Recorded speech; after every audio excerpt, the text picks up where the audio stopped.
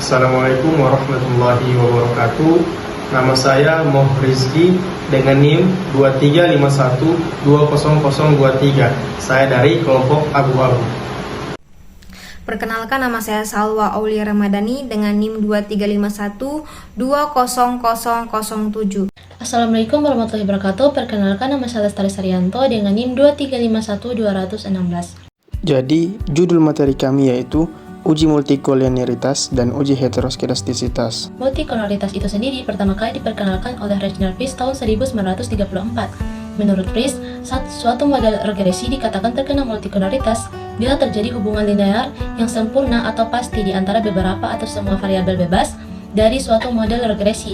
Uji multikolonialitas ini bertujuan untuk menguji apakah pada model regresi ditemukan adanya korelasi antar variabel independen. Adapun langkah-langkah dari pengujian multikolonialitas, yaitu yang pertama, menghitung korelasi antar variabel bebas dan mengkuadratkan hasilnya. Yang kedua, mencari nilai toleransi. Yang ketiga, menghitung nilai VIF. Dan yang keempat, hipotesis, yaitu H0 terdapat kolonialitas dan HA atau H1 terdapat kolonialitas. Dan yang terakhir yaitu kesimpulan.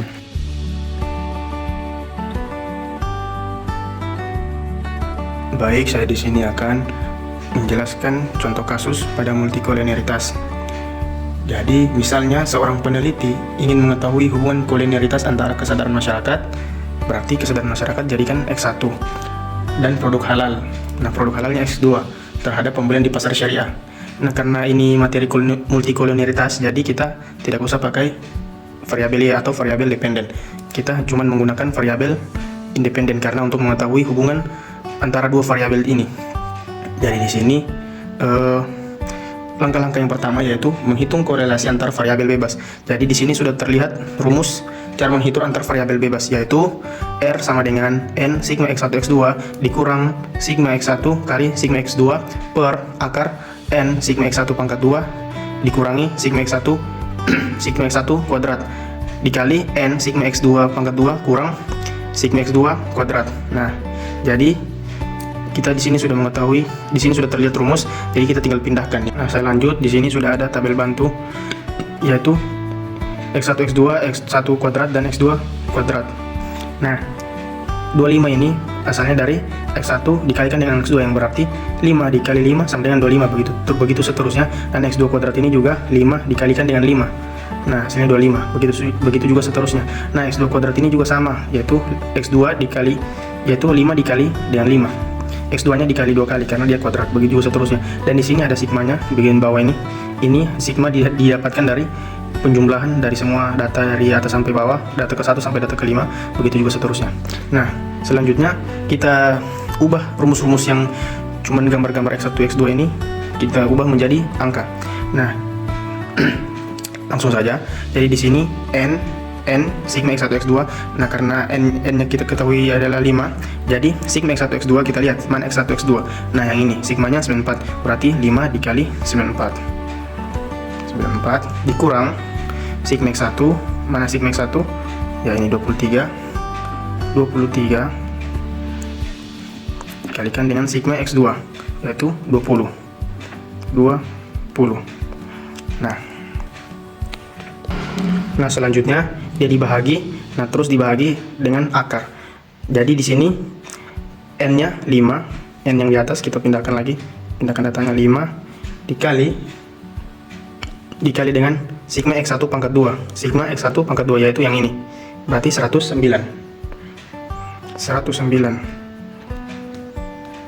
dikurang sigma X1 dikuadratkan. Berarti sigma X1 yang ini dikuadratkan. 23 kali 23 sama dengan 529.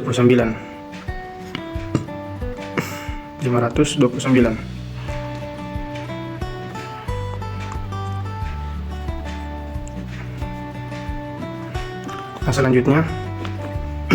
selanjutnya lagi N yaitu 5 dikalikan dengan sigma X2 kuadrat. Sigma X2 kita lihat di sini, sigma X2 kita lihat di sini X2 kuadrat, kita lihat sigmanya yaitu 84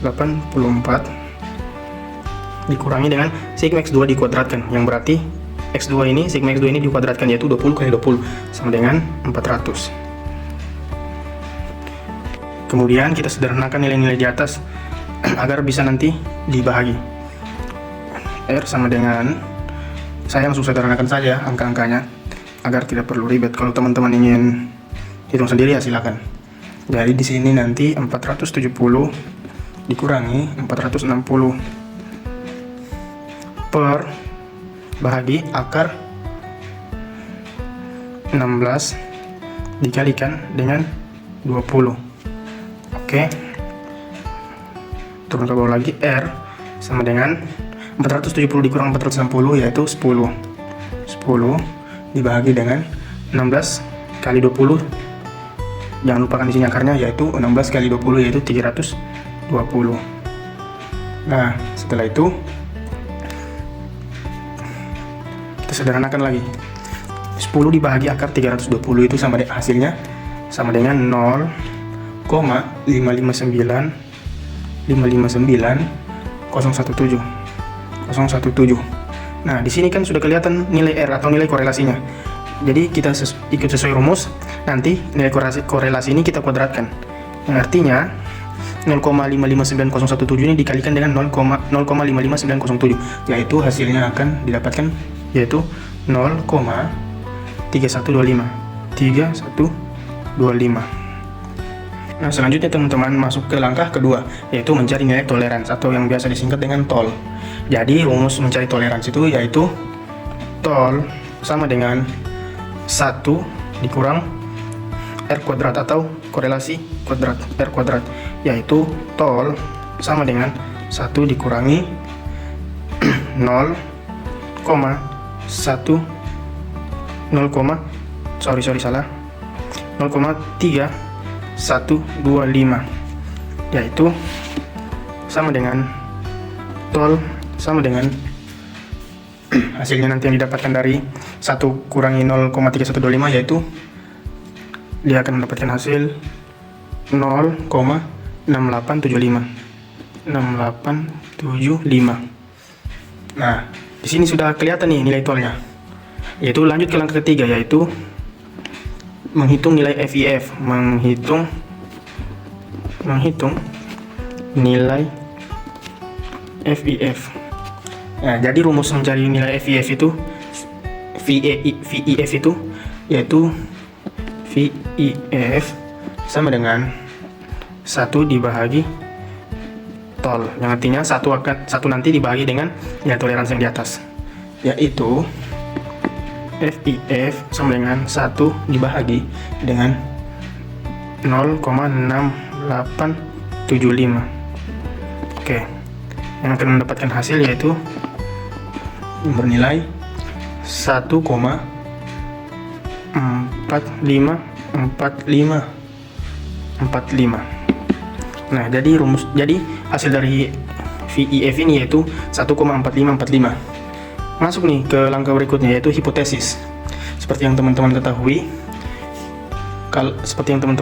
yaitu H0 berarti tidak terdapat multikolinearitas antara variabel X1 dan variabel X2. Sedangkan HA terdapat multikolinearitas antara variabel X1 dan variabel X2.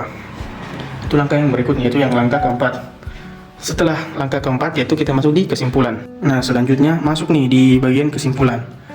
Nah, seperti yang kita ketahui, multikolinearitas dapat terjadi apabila nilai toleransi kurang dari 0,10 dan nilai VIF lebih dari 10. Nah, karena nilai toleransi lebih dari 0,10, nilai toleransi lebih dari 0,10 dan nilai FIF kurang dari 10 yang ini, maka disimpulkan tidak terjadi multikolinearitas antara variabel X1 dan X2, atau H0-nya diterima karena tidak terdapat multikolinearitas antara variabel X1 dan X2. Baik, bismillah. Assalamualaikum warahmatullahi wabarakatuh. Perkenalkan, nama saya Abraham Faris Lewis dengan NIM 235120008. Di sini saya akan melanjutkan materi tentang uji multikolinearitas. Namun di sini saya menggunakan SPSS dengan metode toleransi dan VIF. Di sini kita salin datanya ke SPSS. Namun sebelum itu kita memberikan nama. Sini X1 yaitu merupakan kesadaran masyarakat, X2 merupakan promosi produk halal, dan variabel Y merupakan pembelian produk halal di pasar syariah. Kita memberikan keterangan pada label di sini. Kemudian kita lanjut ke tahap berikutnya untuk menguji apakah terjadi multikolomeritas atau tidak. Di sini kita pilih analyze, kemudian kita pilih regresi, kemudian kita pilih linear. Di sini kita masukkan variabel dependennya, kita masukkan ini independennya dan ini. Kemudian kita pilih statistik, kita centang ini, kemudian kita continue. Kemudian kita pilih plots, kita masukkan ke ini ya, kemudian ada X. Kemudian kita centang histogramnya dan normal probability plot. Kemudian kita pilih save, kita centang unstandardized-nya dan continue. Nah, di sini tahap-tahapnya sudah selesai. Kemudian kita pilih OK. Maka hasil output SPSS-nya keluar seperti ini. Nah, pada tabel koefisien di sini ada tolerance dan VIF. Jika nilai tolerance lebih dari 0,100 dan VIF kurang dari 10,00, maka berkesimpulan tidak terjadi gejala multikolomeritas. Namun sebaliknya, jika nilai toleransi kurang dari 0,100 dan VIF lebih dari 10,00, maka berkesimpulan terjadi multikolomeritas. Di sini pada koefisien ini toleransi dan VIF. Toleransi menunjukkan di sini 0,687, yang berarti lebih dari 0,100 dan VIF-nya kurang dari 10,00. Di sini terdapat 1,455, yang berarti kurang dari 10,00.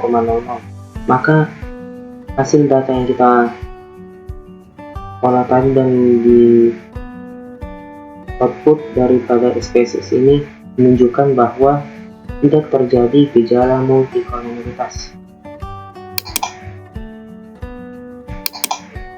atau H0 diterima karena tidak terdapat multikolomeritas. Sekian, terima kasih. Jadi yang pertama saya ingin jabarkan yaitu mengenai pengertian. Yaitu pengertian dari heteroskedastisitas adalah ketidakseragamaan varians atau deviasi kondisional dengan sebuah model regresi. Cara sederhananya heteroskedastisitas jadi ketika variasi data tidak merata pada seluruh jangkauan variabel independen. Heteroskedastisitas adalah uji untuk menguji apakah variasi kesalahan model regresi sama atau berbeda di setiap nilai variabel bebas. Dan ada juga tujuan dari heteroskedastisitas. Bertujuan adalah untuk mengetahui apakah terdapat perbedaan variabilitas antara residual dari model regresi pada setiap nilai prediktor atau variabel bebas atau tidak. Dan yang terakhir ada langkah-langkah uji heteroskedastisitas, yaitu bagaimana metode uji rank Spearman dalam heteroskedastisitas, yaitu dengan menggunakan uji SPSS dengan langkah-langkah, yaitu pertama menentukan hipotesis, yang kedua menentukan taraf signifikan, yang ketiga kriteria pengujian, dan keempat langkah SPSS, dan yang terakhir penjelasan output SPSS. Baik, saya Alicia Urjana ingin menjelaskan contoh kasus uji heteroskedastisitas. Kemudian pada bagian nama isi dengan X1, X2, dan Y. Pada bagian label tulislah kualitas produk, harga, dan kepuasan.